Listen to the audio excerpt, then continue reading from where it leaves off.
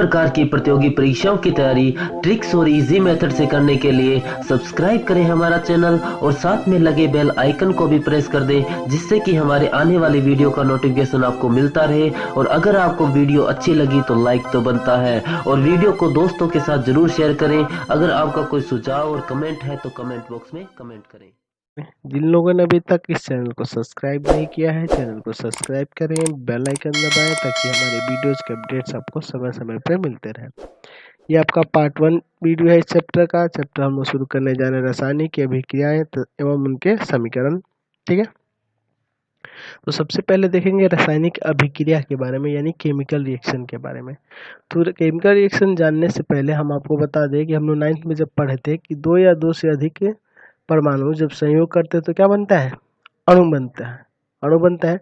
तो अब रासायनिक अभिक्रिया क्या होता है कि जब जब कोई पदार्थ अकेले ही या किसी अन्य पदार्थ के साथ क्रिया करके भिन्न गुण वाले एक से अधिक नए पदार्थ का निर्माण करता है, तब वह प्रक्रिया रासायनिक अभिक्रिया कहलाती है। जैसे 2 भिन्न पदार्थ ले लिए, जैसे कार्बन ले लिए और ऑक्सीजन ले लिए, ये दोनों एक दूसरे के साथ क्रिया करके ये कार्बन डाइऑक्साइड बना लिया। देख रहे ना, कार्बन डाइऑक्साइड बना लिया, तो ये कैसी अभिक्रिया है?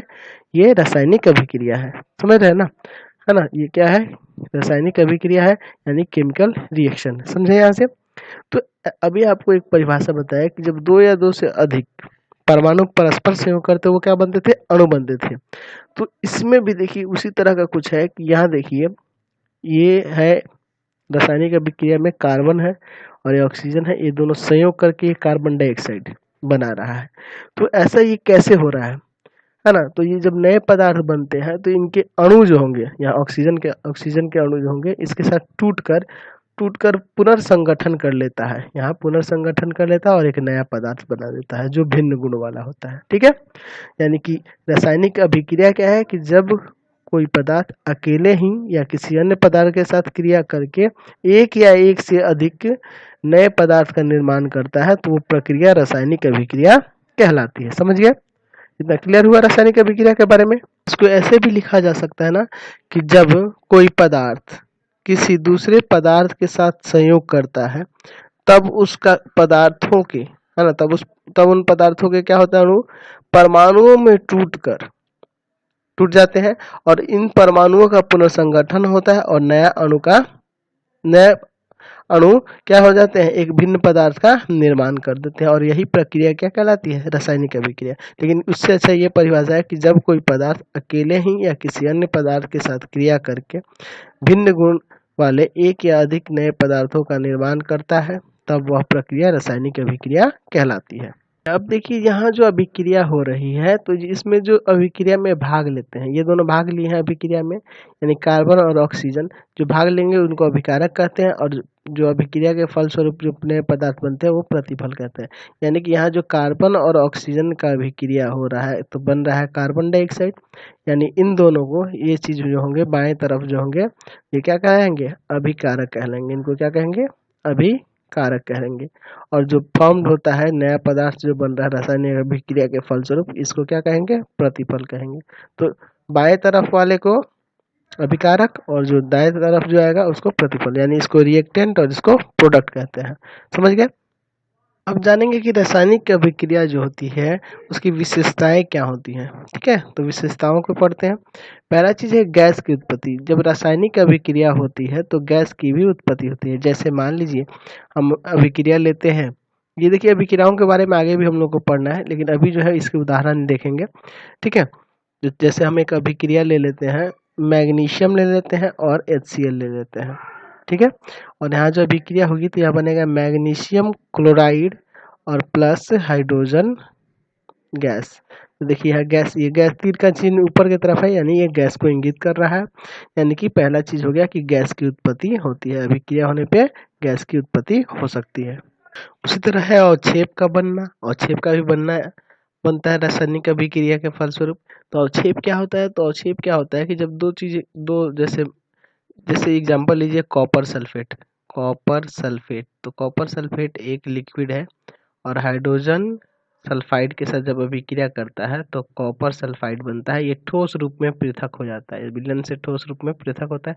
यानी कि ये जो है ये क्या है? एक तरह का अवक्षेप है। ठीक है, और H2SO4 देखिए यहाँ H2SO4 क्या है, अगर लिक्विड हुआ ना, ठीक, और ये जो है इससे ये पृथक हो गया, तो ये अवक्षेप का होगा।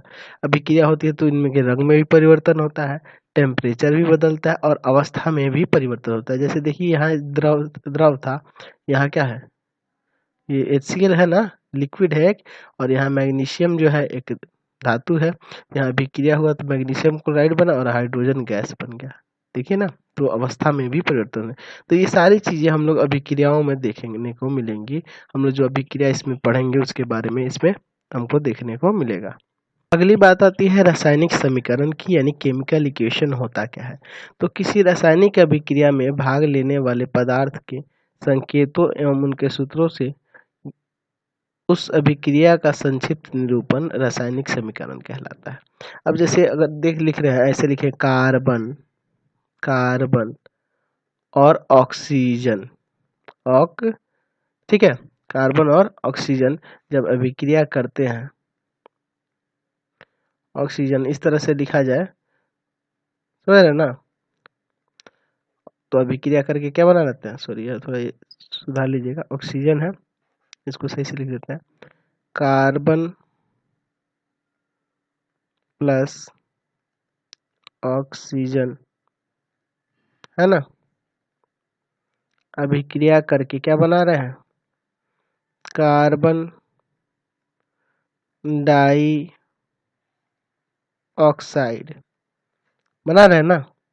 तो इस तरह से लिखना थोड़ा है ना लंबा हो जाता है। तो रासायनिक समीकरण क्या होता है, तो वही चीज इसका संक्षिप्त निरूपण, ऐसे कार्बन का संकेत दे दिए C, ऑक्सीजन का दे दिए O2 और ये अभिक्रिया करके बन गया CO2। तो ये जो संक्षिप्त निरूपण हम लोग कर रहे हैं, यही जो लिखने का जो ये तरीका है, ये पूरा ये एक समीकरण है, यानी कि ये रासायनिक समीकरण है। तो रासायनिक समीकरण क्या है, किसी रासायनिक अभिक्रिया में भाग लेने वाले पदार्थों के संकेतों एवं सूत्रों से उन अभिक्रिया का संक्षिप्त निरूपण, या अभिक्रिया का क्या हुआ, संक्षिप्त निरूपण हुआ, इसी को रासायनिक समीकरण कहते हैं। ठीक है, अब देखिए इसको लिखने का नियम की बात करें तो इसके लिखने के नियम क्या होते हैं। ठीक है, चलिए तो हम लोग जैसे अभी अभिक्रिया दिए थे, या फिर दूसरा कोई अभिक्रिया ले लेते हैं, जैसे ये कॉपर सल्फेट वाला भी देखे थे ना, कॉपर सल्फेट और हाइड्रोजन सल्फाइड, ये अभिक्रिया करके कॉपर सल्फाइड बनाता है ठोस के रूप में, और यहाँ से H2SO4 बनता है। ठीक, यही ना था अभिक्रिया। तो देखिए इसमें कर क्या रहा है, इस अभिक्रिया में क्या किया है, तो अभिक्रिया के अभिकारकों को उनके संकेतों या अणुसूत्रों के पदों में समीकरण के बाईं ओर लिखा जाता है ना। तो अभिक्रिया के अभिकारक ये ना होते हैं, इधर वाले को अभिकारक कहते हैं, है ना। तो इनको क्या किया जाता है, तो इनके संकेतों और सूत्रों की सहायता से लिखा जाता है। संकेत से ही ना लिखा गया है, जैसे कॉपर सल्फेट पूरा नाम तो नहीं लिखा है, उसका संकेत लिखा गया। अभिकारकों के सूत्रों के भी धन चिन्ह दिया जाता है, यहाँ धन चिन्ह दिए हैं। उसी तरह लिखा हुआ है कि अभिक्रिया के प्रतिफलों को इधर वाले को, है ना, दाहिने तरफ जो है उनके संकेतों और सूत्रों के समीकरण के दाईं ओर लिखा जाता है। संकेत और सूत्र सही समीकरण के दाईं ओर लिखे, और क्या है कि प्रतिफल के सूत्रों के मध्य में धन चिन्ह दिया जाता है, यहाँ भी धन चिन्ह दिया है ना। ठीक है, और क्या लिखा है कि अभिकारक और प्रतिफलों को एक तीर चिन्ह द्वारा अलग अलग प्रदर्शित किया जाता है, यहाँ बीच में एक तीर चिन्ह दिया जाता है। ठीक है, तो यही इसका लिखने का नियम हुआ। अगर बात की जाए कि इसको लिखने से फायदा क्या है, ये जो समीकरण लिख रहे हैं इससे लिखने से फायदा क्या है, तो फायदा यह है कि इसको संक्षिप्त तरीके से लिख पा रहे हैं। दूसरा चीज कि ये संकेत जो बनाए गए हैं पूरे विश्व के लिए, है ना, पूरे विश्व में सबके लिए एक ही संकेत है, यानी कि हाइड्रोजन को इंडिया में H कहते हैं तो अमेरिका में जाके कुछ और नाम दिया जाए तो ये H ही है। तो इससे आसानी होगी, है ना, कम जगह में इसको लिख सकेंगे। और ऐसे लिखने से कहीं के भी आप वैज्ञानिक हो या कोई अनुसंधान करता हो, या फिर आप कोई स्टूडेंट ही हैं तो उसको कहीं के भी स्टूडेंट हो गए इसको सही सही पढ़ पाएंगे, है ना, इसको सही सही पढ़ पाएंगे और ये आसानी से लिखा जा सकता है। दूसरा चीज, अगर हम अभी लिखे थे कार्बन और ऑक्सीजन, जैसे ऑक्सीजन लिखे थे ना, यहाँ लिखे थे ऐसे कार्बन पूरा नाम लिखे और फिर लिखे थे ऑक्सीजन, तो ऑक्सीजन जो लिख रहे थे वहाँ कितने उसके परमाणु है उसका पता नहीं लग रहा था, लेकिन ये अभिक्रिया रासायनिक समीकरण जो लिखे हैं इससे यहाँ पता चल रहा है कि यहाँ कॉपर 1 है, सल्फर 1 है, ऑक्सीजन 4 है, हाइड्रोजन 2 है, सल्फर 1 है। इस तरह यहाँ से पता चल रहा है, लेकिन उसमें पता नहीं चलता है। तो ये सब इसके फायदे हैं। चलते हैं आगे। अब चलिए अब जानेंगे संतुलित रासायनिक समीकरण क्या होता है, यानी बैलेंस केमिकल इक्वेशन क्या होता है। तो लिखा हुआ है संतुलित रासायनिक समीकरण वह समीकरण है जिसके समीकरण के दोनों ओर तत्वों के परमाणुओं की संख्या समान होती है। तत्वों के परमाणुओं की संख्या क्या होती है? समान होती है। जैसे अभी अभी क्रिया एक देखते ना, कार्बन और ऑक्सीजन का बना था कार्बन डाइऑक्साइड। यहाँ देखिए इधर भी कार्बन एक है, कार्बन एक है, ऑक्सीजन दो है, ऑक्सीजन दो है। तो इनके परमाणुओं की संख्या दोनों तरफ बराबर है, यानी कि रासायनिक समीकरण क्या है? संतुलित रासायनिक समीकरण है। दूसरा एग्जाम्पल, अगर H2 ले ले और यहाँ Cl2 ले ले और इसमें लिख दें 2HCl, तो यहाँ देखिए हाइड्रोजन दो है, हाइड्रोजन दो है, क्लोरीन दो है, क्लोरीन दो है, तो दोनों तरफ समान है, इसलिए इसको संतुलित रासायनिक समीकरण कहेंगे। ठीक है, तो संतुलित रासायनिक समीकरण क्या होता है कि अभिकारक और प्रतिफल दोनों तरफ क्या होंगे? तत्वों के परमाणुओं की संख्या क्या होगी? समान होगी। तो ऐसे समीकरण को संतुलित रासायनिक समीकरण कहते हैं। उसी तरह है असंतुलित रासायनिक समीकरण, यानी अनबैलेंस्ड केमिकल इक्वेशन।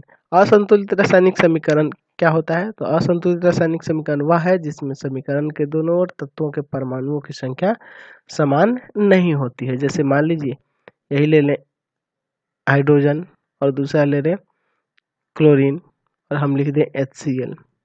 ठीक है, तो यहाँ देखिए हाइड्रोजन एक है, यहाँ हाइड्रोजन दो है, यहाँ क्लोरीन सॉरी Cl2 होता है, क्लोरीन दो है, यहाँ क्लोरीन एक है। ठीक है, तो यहाँ समान नहीं है ना दोनों तरफ परमाणुओं की संख्या, तो इसलिए क्या है? असंतुलित है। जैसे दूसरा एग्जांपल ले लें H2 + O2, अभी क्रिया करके क्या बन गया? H2। तो देखो हाइड्रोजन दो दो है लेकिन ऑक्सीजन दो दो नहीं है, इधर एक है इधर दो है। ठीक है, तो ये कैसे समीकरण है? असंतुलित रासायनिक समीकरण है। तो थोड़ी अब इसमें चर्चा कर लेते हैं कि रासायनिक समीकरण से हमें क्या क्या सूचनाएं प्राप्त होती है, उनसे क्या क्या फायदे हैं। तो कोई भी रासायनिक समीकरण लिखते हैं तो ये अभिकारक और प्रतिफलों के संकेतों की जानकारी देती है। जैसे ये पहला एक हम लिख देते, ये एक रासायनिक समीकरण हो गया, तो ये क्या कर रहा है? अभिकारक और प्रतिफलों के सूत्र संकेतों की जानकारी देती है। दूसरा, यह बताता है कि रासायनिक अभिक्रिया में कौन कौन सा पदार्थ भाग लेकर अभिक्रिया के फलस्वरूप कौन से पदार्थ का निर्माण होगा। ठीक है, यहाँ कौन कौन भाग लिया और क्या बन रहा है ये भी बताता है। यह अभिक्रिया में भाग लेने वाले अभिकारकों के परमाणुओं अणुओं की सापेक्ष संख्याओं की जानकारी देता है, इनके संख्याओं की जानकारी भी देता है। यह अभिक्रिया के फलस्वरूप निर्मित प्रतिफलों के परमाणु और अणुओं की सापेक्ष संख्याओं की जानकारी देता है। यहाँ देखिए प्रतिफल में भी कौन कौन है, इनकी भी जानकारी देता है। यह अभिकारक और प्रतिफलों के मोलों के अनुपातों की जानकारी देता है, इसमें कितने इसके मोल है उनकी भी जानकारी देता है। ठीक है, इनके अनुपात कितने हैं इनकी भी जानकारी देता है। ठीक, यह अभिकारकों और प्रतिफलों के द्रव्यमानों का अनुपात बताता है, यानी कि मतलब कि यह कितना, इसमें कार्बन कितना भाग लगा है और ऑक्सीजन कितना भाग लगा है और अभिक्रिया करके ये कितना कार्बन डाइऑक्साइड बना है, ये भी जानकारी देता है। ठीक है, अब क्या कह रहा है कि यह गैसीय अभिकारकों और प्रतिफलों के सापेक्ष आयतन की जानकारी देता है। इनके गैसीय अभिकारक जो होते हैं और या प्रतिफल होते हैं उनके सापेक्ष आयतन की भी जानकारी देता है कि उनका आयतन कितना है जो फॉर्म हो रहा है। ठीक है, थोड़ा जान लेते हैं कि रासायनिक समीकरण के उपयोग से क्या लाभ है। तो कोई भी रासायनिक समीकरण, जैसे अभी उसी एग्जाम्पल दोहराते हैं हम लोग, इसको ले लेते हैं। ठीक है, कि किसी भी रासायनिक अभिक्रिया का समीकरण के रूप में निरूपण आसान है। देखिए पहले भी आपको बता चुके हैं कि इसको लिखना बहुत आसान है। ठीक है, और नाम लिखिएगा तो बहुत बड़ा हो जाएगा, इसमें कागज की बचत होगी, जगह की बचत होगी, कम स्थान चाहिएगा और समय भी आपका बचेगा।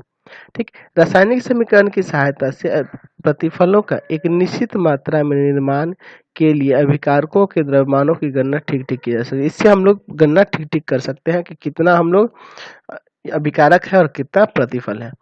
संपूर्ण विश्व में एक ही प्रकार के रासायनिक संकेतों का उपयोग होता है। ठीक है, पूरे विश्व में क्या होता है? एक ही संकेत उपयोग होता है, अतः वैज्ञानिकों को रासायनिक समीकरण को ठीक ठीक जानकारी प्राप्त करने की किसी भी प्रकार की कठिनाई नहीं होती है ना। तो पूरे विश्व में यही यूज होता है, इसलिए किसी को भी कठिनाई नहीं होता है। अब इसकी सीमाएं क्या है, इसको देख लेते हैं कि रासायनिक अभिक्रिया की सीमा क्या है।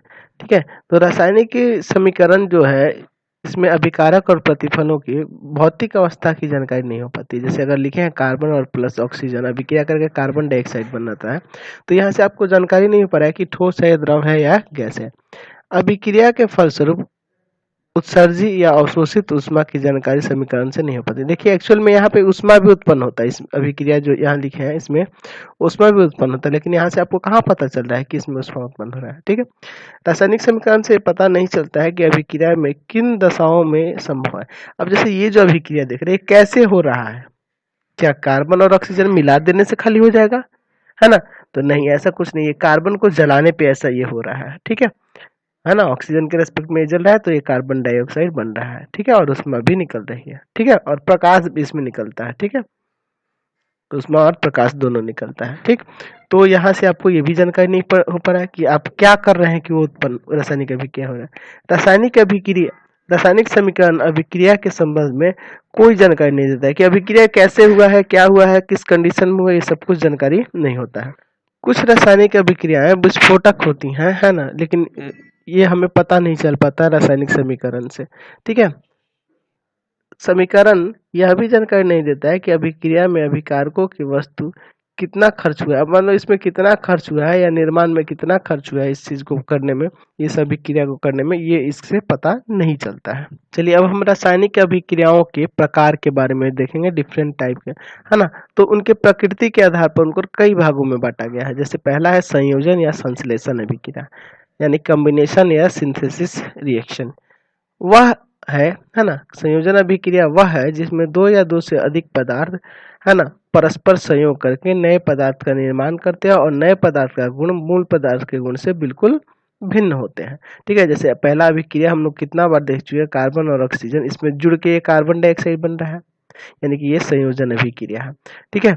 दूसरी उसी तरह जैसे मान लेते हैं मैग्नीशियम है और ऑक्सीजन के साथ अभिक्रिया कर रहा है, तो ये मैग्नीशियम ऑक्साइड बना रहा है। अब देखिए इसको संतुलित कर देते हैं, यानी यहाँ 2 लगा देते हैं, यहाँ 2 लगा देते हैं, ये बराबर हो गया, ठीक है। तो कैसे संतुलित किया जाता है इस रासायनिक समीकरण को, इसको भी देख लेना होगा। तो देखिए इस पे आपको 1-2 एग्जाम्पल बता देंगे हमको, जिससे आपको क्लियर हो जाएगा कि कैसे संतुलित किया जाता है। जैसे मान लीजिए हम लोग लेते हैं KClO3 अभिक्रिया कर रहा है तो बन रहा है KClO2। तो देखिए इसमें देखना होगा, ऑक्सीजन यहाँ 2 है, यहाँ 3 है और यहाँ 2 है ना। तो यहाँ अगर 2 से गुना कर देंगे तो ये 6 हो गया, और इधर कितना है, 2 है, तो इधर क्या करेंगे, 3 लगा देंगे, तो ये भी 6 हो गया, ये भी 6 हो गया, समझ रहे ना। अब देखिए यहाँ क्लोरीन 2 है, यहाँ 2 है ना, यहाँ 2 सबसे गुना किया है तो क्लोरीन 2 है, यहाँ 1 है, तो यहाँ 2 लगाएंगे। पोटेशियम भी 2 है, हो गया, और इधर भी 2 हो गया, बराबर हो गया ना। यानी दोनों तरफ बराबर करना होगा, तो सबसे पहले आपको हाइड्रोजन और ऑक्सीजन को समान करना होता है, बाकी आप संतुलित कर लेंगे। तो चलिए समझ गए ना, इसको आगे चैप्टर के एंड में भी समझाएंगे कैसे संतुलित किया जाता है, ठीक है। हम लोग अभी अपने बात करते हैं संयोजन अभिक्रिया। तो संयोजन अभिक्रिया ये भी एग्जाम्पल हो गया और ये भी हो गया, ये संयोजन का एग्जाम्पल नहीं है, ठीक है, समझ रहे ना। ये आपको संतुलित करने के लिए ऐसे दिखा दिए थे, ठीक। तो संयोजन अभिक्रिया में क्या है कि जब 2 या 2 से अधिक पदार्थ परस्पर संयोग करके नए पदार्थ का निर्माण करते हैं और वो पहले वाले पदार्थ से बिल्कुल भिन्न होता है उनका गुण, इसलिए क्या कहलाते हैं, संयोजन अभिक्रिया। इस तरह की अभिक्रिया कैसी अभिक्रिया कहलाती है, तो संयोजन अभिक्रिया कहलाती है, ठीक है। अगला है आपका वियोजन अभिक्रिया या अपघटन अभिक्रिया, है ना, डिकम्पोजिशन रिएक्शन क्या होता है। तो वियोजन अभिक्रिया वह अभिक्रिया है जिसमें किसी यौगिक के बड़े अणु के टूटने से 2 या 2 से अधिक सरल यौगिक बनते हैं और जिनके गुण मूल यौगिक से बिल्कुल भिन्न होते हैं। जैसे मान लीजिए कैल्शियम कार्बोनेट लिए, इसको गर्म कर रहे हैं, गर्म करने पे बन रहा है कैल्शियम ऑक्साइड और प्लस कार्बन डाइऑक्साइड गैस। तो यहाँ जो बन रहा है ये देख रहे हैं कि एक टूटकर 2 नया बन जा रहा है, तो ये कैसी अभिक्रिया है, तो वियोजन अभिक्रिया है या अपघटन अभिक्रिया है। उसी तरह है ना KClO3 लेते हैं तो यहाँ बन जा रहा है KCl, है ना, और ऑक्सीजन, यहाँ इसको संतुलित कर दीजिए, इसमें 3 और इसमें 2 लगाने से संतुलित हो जाएगा। तो यहाँ जो अभिक्रियाएं ये दोनों देख रहे हैं कैसी अभिक्रियाएं हैं, तो वियोजन अभिक्रिया कहेंगे या अपघटन अभिक्रिया कहेंगे। अगला है वैद्युत अपघटन। तो ये भी एक तरह का वियोजन ही है, ये भी एक तरह का वियोजन अभिक्रिया ही है, ठीक है। तो इसमें क्या होता है कि जब विद्युत धारा प्रवाहित करेंगे, जैसे मान लीजिए सोडियम क्लोराइड है, इसमें जब विद्युत धारा प्रवाहित करेंगे, क्या करेंगे, विद्युत धारा जब प्रवाहित करेंगे तो ये अपघटित होता है, ठीक है। जैसे ये कुछ धातुओं के द्रवित ऑक्साइड एवं क्लोराइड से होकर विद्युत धारा प्रवाहित करते हैं तो वे अपघटित हो जाते हैं, और ऐसी अभिक्रिया क्या कहलाती है, वैद्युत अपघटन कहलाती है, ठीक है। तो यहाँ जब विद्युत धारा प्रवाहित करेंगे तो यहाँ सोडियम निकलेगा और क्लोरीन अलग अलग हो जाएगा, क्लोरीन गैस बनेगा, तो इसमें 2 लगाएंगे और इसमें 2 लगाएंगे, तो ये चीज जो होगा यहाँ लिखा हुआ है कि ये सभी क्रिया से धातु कैथोड पर और ऑक्सीजन या क्लोरीन गैस एनोड पर मुक्त होती है, ठीक है।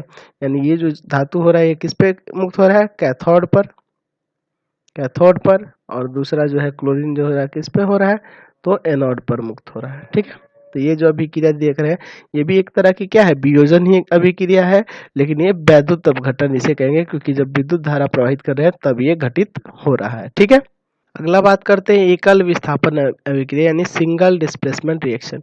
वह अभिक्रिया जिसमें किसी यौगिक में उपस्थित किसी परमाणुओं या परमाणुओं के समूहों को किसी दूसरे परमाणु द्वारा विस्थापित कर दिया जाता है। जैसे मान लीजिए जिंक ले लिए, और जिंक जो है कॉपर सल्फेट के साथ अभिक्रिया कर दिया, तो यहाँ क्या होगा कि जिंक सल्फेट हो जाएगा, यानी कि ये देखो ये सल्फेट को विस्थापित करके इसमें आ गया है ना, तो जिंक सल्फेट और कॉपर बन गया, अलग हो गया, इससे कॉपर अलग हो गया ना, विस्थापित कर दिया, यानी कि ये एकल विस्थापन अभिक्रिया है, यानी एक बार विस्थापित हुए सल्फेट यहाँ आ जा रहा है, ये एकल विस्थापन। उसी तरह समझ रहे ना, उसी तरह आप ये ले सकते हैं आयरन प्लस कॉपर सल्फेट, ये भी यही वाली अभिक्रिया हो जाएगी, है ना, तो यहाँ आयरन सल्फेट बन जाएगा और क्या बन जाएगा, कॉपर इससे अलग हो जाएगा। ठीक है, तो ये सब अभिक्रिया क्या है, इसमें 3 लगेगा, Fe3 होता है। तो ये जो अभिक्रिया देख रहे हैं क्या है आपका, तो ये एकल विस्थापन अभिक्रिया है। अगला है आपका उभय विस्थापन अभिक्रिया यानी कि डबल डिस्प्लेसमेंट। तो नाम से ही पता चल रहा है उभय मतलब 2 बार डिस्प्लेसमेंट होगा, है ना। उभय विस्थापन अभिक्रिया वो है जिसमें 2 यौगिक अपने आयनों का विनिमय करके, एक्सचेंज करके, आदान प्रदान करके दो नए यौगिक का निर्माण करते हैं। जैसे मान लीजिए ए और बी कोई यौगिक है और दूसरा है आपका एक्स और वाई, तो यहाँ ए एक्स के साथ चला जाएगा और बी किसके साथ चला जाएगा, वाई के साथ। इसी तरह जो होता है, जैसे मान लीजिए हम लोग ले लिए फेरस सल्फाइड, है ना, और प्लस H2SO4। ठीक है, तो यहाँ से जो अभिक्रिया होगा वो क्या होगा, FeSO4 प्लस H2S, है ना, हाइड्रोजन सल्फाइड, इस तरह से बनेगा। ठीक है, तो यहाँ देखिए इसमें का सल्फाइड जो है ये आयरन के साथ आ गया और सल्फर जो है यहाँ H2 के साथ आ गया। ठीक है, तो ये उभय विस्थापन अभिक्रिया हो रही है। उसी तरह यहाँ ले सकते हैं कॉपर सल्फेट के साथ अभिक्रिया करा दें, है ना, हाइड्रोजन सल्फाइड का, तो बन जाएगा यहाँ से कॉपर सल्फाइड और प्लस H2SO4। तो ये भी अभिक्रिया क्या है, उभय विस्थापन अभिक्रिया है। समझ रहे हैं ना इस बात को। अगला है आपका अवक्षेपण अभिक्रिया यानी कि प्रिसिपिटेशन रिएक्शन। कुछ ऐसी रासायनिक अभिक्रिया होती है जिसमें कोई प्रतिफल ठोस के रूप में विलयन से पृथक हो जाता है। ऐसी अभिक्रिया जो होती है क्या कहते हैं, अवक्षेपण अभिक्रिया होते हैं, और वो पृथक होने वाला पदार्थ जो होता है वो अवक्षेप कहलाता है। जैसे हम लोग लेते हैं सोडियम क्लोराइड और अभिक्रिया कराते हैं AgNO3 से, सिल्वर नाइट्रेट से, तो बन जाएगा, है ना, यहाँ से सिल्वर क्लोराइड, ये ठोस के रूप में अलग होगा, और यहाँ से sodium nitrate NaNO3, silver sodium nitrate, है ना, तो यहाँ सिल्वर क्लोराइड अलग हो जा रहा है, ठोस के रूप में आ रहा है, तो ये जो है ये क्या कहलाएगा, अवक्षेप कहलाएगा। ये क्या कहलाएगा, एक तरह से अवक्षेप कहलाएगा, ये ठोस के रूप में पृथक हुआ है, और ये जो अभिक्रिया है ये क्या कहलाएगी, अवक्षेपण अभिक्रिया कहलाएगी। अगला अभिक्रिया है आपका उदासीनीकरण अभिक्रिया यानी न्यूट्रलाइजेशन रिएक्शन। वह अभिक्रिया जिसमें कोई अम्ल किसी भस्म के साथ अभिक्रिया करके लवण और जल बनाता है उसे उदासीनीकरण अभिक्रिया कहते हैं। जैसे अम्ल जो होगा, अम्ल वो क्या करेगा, तो भस्म के साथ अभिक्रिया करेगा, और भस्म के साथ अभिक्रिया करके क्या बना लेगा, लवण, और जब जल बनाएगा तो ऐसी अभिक्रिया को क्या कहते हैं, उदासीनीकरण अभिक्रिया कहते हैं। यानी कि जैसे मान लीजिए ये HCl आपका अम्ल हो गया, सोडियम हाइड्रोक्साइड आपका भस्म हुआ, अभिक्रिया किया तो यहाँ से बनेगा NaCl, है ना, सोडियम क्लोराइड ये साधारण लवण है, और H2O यानी जल बना लिया। तो देखिए तो लवण और जल बन गया ना, तो ये अभिक्रिया कैसी है, तो उदासीनीकरण अभिक्रिया है। अगला है प्रकाश रासायनिक अभिक्रिया यानी फोटोकेमिकल रिएक्शन। वैसी रासायनिक अभिक्रिया जो प्रकाश की उपस्थिति में घटित होती है प्रकाश रासायनिक अभिक्रिया कहलाती है। जैसे पौधे जो अपना भोजन बनाते हैं, जैसे कार्बन डाइऑक्साइड लेते हैं, जल लेते हैं, और सूर्य के प्रकाश में, है ना, सूर्य के प्रकाश में, सूर्य का प्रकाश जब रहता है ना, तब ये क्या करते हैं, अपना भोजन बनाते हैं, तो बनता है C6H12O6, ये ग्लूकोज का फॉर्मूला होता है, और जल बनता है। तो इसमें बैलेंस करने के लिए यहाँ 6 लगाना होगा आपको, इसमें भी 6 लगाना होगा, और इसमें भी 6 लगाना होगा, संतुलित हो जाएगा। तो ये जो अभिक्रिया है सूर्य के प्रकाश में घटित हो रही है, तो इसे कैसे कहेंगे, प्रकाश रासायनिक अभिक्रिया।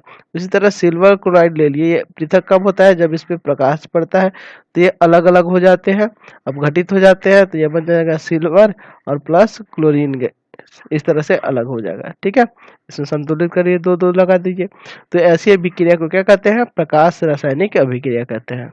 चलिए अगला है ऑक्सीकरण अवकरण अभिक्रिया। देखिए ऑक्सीकरण अभिक्रिया एक तरह विशेष प्रकार की अभिक्रिया जो सदैव एक साथ होती है, और ऐसी अभिक्रिया को रेडॉक्स अभिक्रिया भी कहते हैं। ऑक्सीकरण अवकरण कहिए या रेडॉक्स कहिए, ठीक है, तो दोनों एक ही साथ घटित होती है, ऑक्सीकरण भी और अवकरण भी। तो ये क्या होता है इसके बारे में देखते हैं।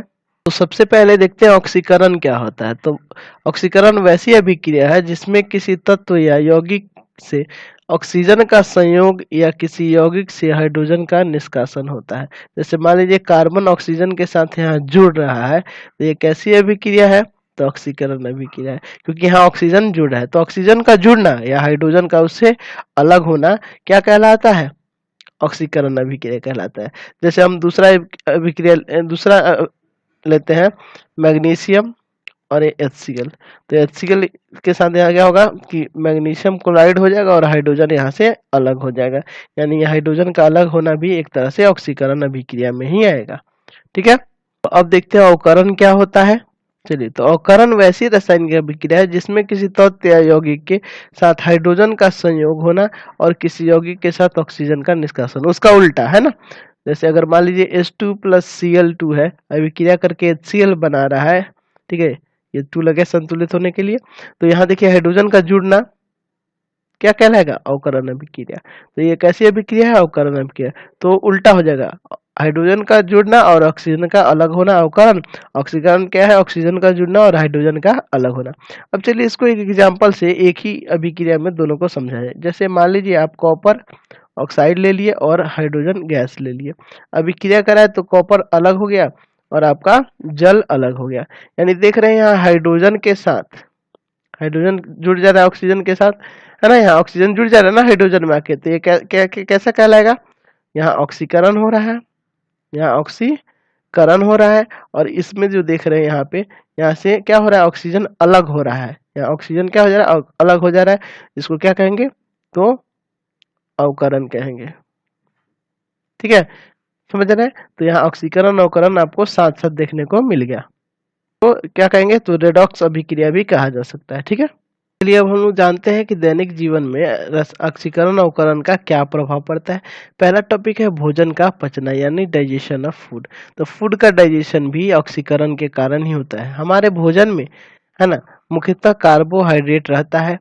पचन क्रिया के क्रम में यह स्टार्च अपघटित होकर ग्लूकोज का निर्माण करता है। ग्लूकोज का निर्माण करता है ना हमारा स्टार्च, है ना, जो हमारे शरीर की कोशिकाओं में उपस्थित ऑक्सीजन द्वारा ऑक्सीकृत होकर कार्बन डाइऑक्साइड और ऊर्जा में परिवर्तित होता है। देखिए यहाँ ग्लूकोज है, ऑक्सीजन के साथ अभिक्रिया करके हमारे शरीर की कोशिका में क्या बनाता है? कार्बन डाइऑक्साइड, जल और ऊर्जा। तो कार्बन डाइऑक्साइड हम श्वसन क्रिया से बाहर निकाल देते हैं और इसे भी शरीर से निष्कासित कर देते हैं, और ऊर्जा ये ऊर्जा जो होती है आपकी ATP के रूप में रहती है, यानी कि एडिनोसाइन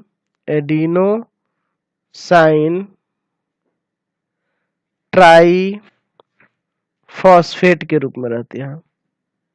ठीक है, ये इस रूप में रहती है, एडिनोसाइन ट्राइफॉस्फेट। ठीक है, श्वसन के छोड़ने के क्रम में हम कार्बन डाइऑक्साइड गैस हमारे शरीर से बाहर निकल जाती है और ऊर्जा हमारे शरीर का ताप कायम रखती है, और इससे हमें शारीरिक कार्य करने में क्या मिलता है? बल मिलता है। ठीक है, दूसरा बात है भोजन का दुर्गंधित होना। तो भोजन का अप्रिय होने का कारण क्या है? कि भोजन में उपस्थित वसा या तेल वायु में उपस्थित ऑक्सीजन द्वारा ऑक्सीकृत हो जाता है, जिससे उसमें गंध आने लगती है और स्वाद अप्रिय हो जाता है। तो ये भी ऑक्सीजन के साथ ही अभिक्रिया कर देते हैं। इसे दूषित होने के से रोकने के क्या उपाय है? तो उसे हमें क्या करना चाहिए? तो वसा युक्त भोजन में एक विशेष प्रकार का पदार्थ, यानी एंटीऑक्सीडेंट, ये देखिए ये हमेशा एग्जाम में आता है, एंटीऑक्सीडेंट मिला देते हैं, जिससे भोजन का ऑक्सीकरण रुक जाता है। दूसरा चीज कि उसको रेफ्रिजरेटर यानी फ्रिज में रख के उसका ऑक्सीकरण रोक सकते हैं। दूसरा चीज कि वायुरुद्ध बर्तनों में भी उसको रख के उसका ऑक्सीकरण रोका जा सकता है। तीसरा, दहन की क्रिया जो होती है वो कैसे होती है? तो हमारे दैनिक जीवन में दहन की कई क्रियाएं होती है, जैसे जलावन के रूप में लकड़ी, कोयला, केरोसिन आदि, ये सब जो भी है, ये सब भी किसके द्वारा होती है? ऑक्सीकरण अवकरण की अभिक्रिया में ही आते हैं। ठीक है, अगला बात आता है दहन का। दहन क्या होता है, कंबशन क्या होता है, इसके बारे में देखते हैं। तो कह रहा है किसी पदार्थ को ऑक्सीजन में जलने पर उष्मा और प्रकाश उत्पन्न होती है। जलने की इस क्रिया को क्या कहते हैं, दहन।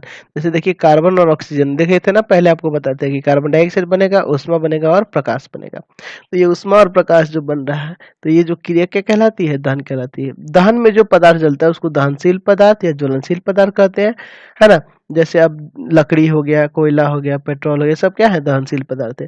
और कुछ ऐसे पदार्थ है जो नहीं जलते हैं, जैसे ईंट पत्थर हो गए, इनको अदहनशील पदार्थ या अज्वलनशील पदार्थ कहा जाता है। ठीक है। तो ऑक्सीजन के अनुपस्थिति में दहन कैसे होता है ना।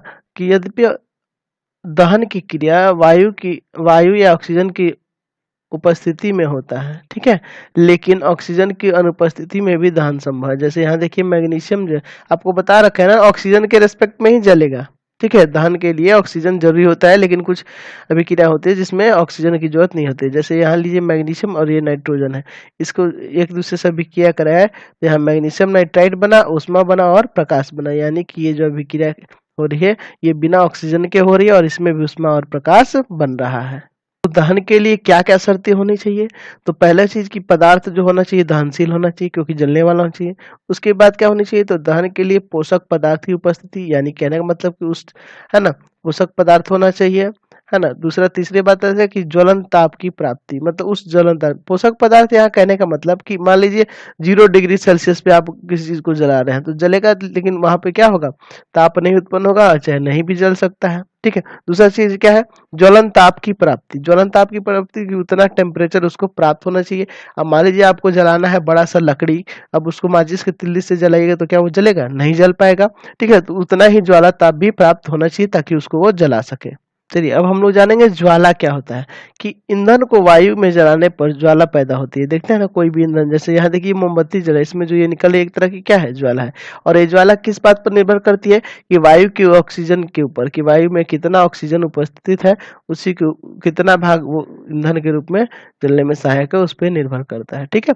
तो जैसे कोई आग वगैरह जलाते हैं, तो आग जब जलाते हैं तो उसमें उठने वाली जो लपटें होती हैं, है ना, वो क्या कहलाती हैं, ज्वाला कहलाती है। क्लियर हुआ। चलिए अगला बात है मोमबत्ती की ज्वाला। यहाँ जो उत्पन्न हो रही है इस ज्वाला को, इसके बारे में पढ़ना है। तो मोमबत्ती एक ज्वलनशील पदार्थ होता है। मोमबत्ती क्या होता है आपका, ज्वलनशील पदार्थ होता है, यानी वो जलता है। जो मोम का बना होता है, मोम का बना होता है, मोम जो होता है हाइड्रोकार्बन का मिश्रण होता है, हाइड्रोजन और कार्बन का मिश्रण होता है। मोमबत्ती को जलाने पर मोम पिघल जाती है और बत्ती में ऊपर चढ़ने लगता है। ये क्या होता है, मोम पिघल के बत्ती में ऊपर चढ़ने लगता है और वो वाष्प में परिवर्तित हो जाता है। यही वाष्प वायु के ऑक्सीजन में जलकर ज्वाला उत्पन्न करता है, और ये जो वाष्प जो होता है यही क्या उत्पन्न करता है, ये ज्वाला उत्पन्न करता है, ठीक है। तो इसे मोमबत्ती की ज्वाला, मोमबत्ती की ज्वाला को 3 भाग में विभाजित किया है। पहला है प्रकाशहीन मंडल, प्रकाशमान मंडल और केंद्रीय मंडल, ठीक है। एक एक करके इनके बारे में जान लेते हैं। कि केंद्रीय मंडल क्या होता है, यानी सेंट्रल जोन, यह नीला होता है। ये अंदर वाला जो बीच वाला जो भाग है ये क्या होता है, नीला होता है। इसमें बिना जले हुए मोम के वाष्प रहते हैं, यह बत्ती को घेरे रहता है। ये में दहन की क्रिया नहीं होती है, क्योंकि यहाँ ऑक्सीजन नहीं पहुंच पाता है, यानी ये अदहन क्षेत्र कहलाएगा, ठीक है। इस क्षेत्र में दिया सलाई की तिल्ली को ले जाने पर तिल्ली नहीं जलती है। इसके बीच में ले जाइएगा तो तिल्ली नहीं जलेगा, क्योंकि ये क्या है, अदहनशील क्षेत्र है। यहाँ ज्वाला उत्पन्न, यहाँ जो होता है ऑक्सीजन की उपस्थिति नहीं रहती, इसलिए वो नहीं जल पाएगा, ठीक है। दूसरा है प्रकाशमान मंडल, यानी ल्यूमिनस जोन, ठीक है, प्रकाशमान मंडल। इसमें ऑक्सीजन की अपर्याप्त आपूर्ति के कारण मोम के वाष्प अपूर्ण दहन होता है, मतलब पूरी तरह से दहन नहीं होता है, ठीक है। और यहाँ क्या होता है कि यह ज्वाला का सबसे बड़ा भाग है। ये ज्वाला का क्या है, सबसे बड़ा भाग है, और ये पीला रंग का होता है, ठीक है।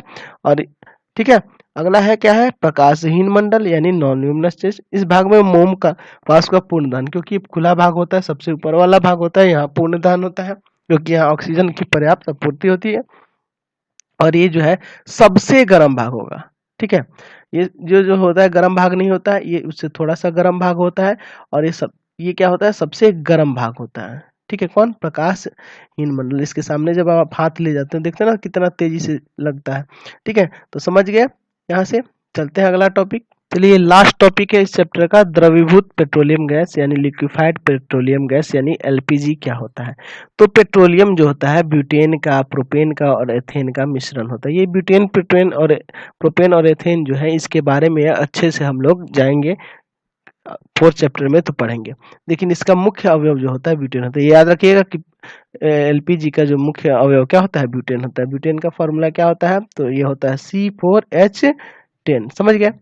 क्या होता है कि ब्यूटेन, प्रोपेन और एथेन तीव्रता से जल का पर्याप्त ऊष्मा प्रदान करते हैं, इसलिए पेट्रोलियम एक उत्तम ईंधन है। दाब बढ़ाने पर ये तीनों गैस से द्रवीभूत हो जाते हैं, यानी कि ये गैस के रूप में होता है, लेकिन ये क्या होता है, द्रव में बदल जाता है इनका दाब, इन पे प्रेशर देने से। क्योंकि क्लास 9 में पढ़े हैं ना कि दाब बढ़ाने से क्या होती है, अवस्था भी परिवर्तित हो जाती है, इसलिए गैस से किस में बदल जाते हैं, द्रव में। इन द्रवों को द्रवीभूत पेट्रोलियम गैस कहते हैं। ये खाना बनाने के उपयोग में इनको लाया जाता है ये, ठीक है। तो जैसे यहाँ देखिए ये कैसे कार्य करते हैं, तो ये आपका क्या है, ब्यूटेन है। और ब्यूटेन जब ऑक्सीजन के साथ अभिक्रिया करेगा तो ये तेजी से अभिक्रिया करेगा, कार्बन डाइऑक्साइड बनाएगा, जल बनाएगा और ऊष्मा बनाएगा। समझ गए ना। तो जब ये तीनों चीज बनेगा, ऊष्मा बनेगा, तेजी से ये अभिक्रिया करते हैं। इसको संतुलित करने के लिए यहाँ आपको लगा देना होगा 10, इसमें लगाना होगा आपको 8, ठीक है। यहाँ लगाना होगा आपको 13 और यहाँ लगाना होगा आपका 2। ये संतुलित हो गया, ठीक है। तो इसी के साथ ही आपका चैप्टर एंड होता है। अगर हमारा चैनल आपको अच्छा लगता है, चैनल को सब्सक्राइब करें।